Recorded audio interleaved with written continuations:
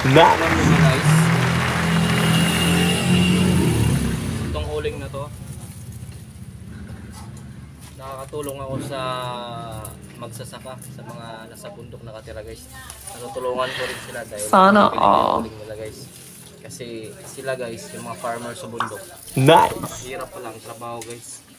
Kaya ito, malaking tulong ko rin pala sa kanila. Kaya bumibili ako, nilip ko yung uling. Kasi kawawa yung mga farmer.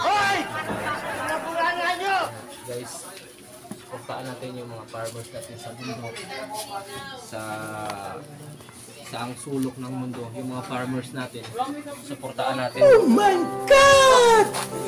Wow!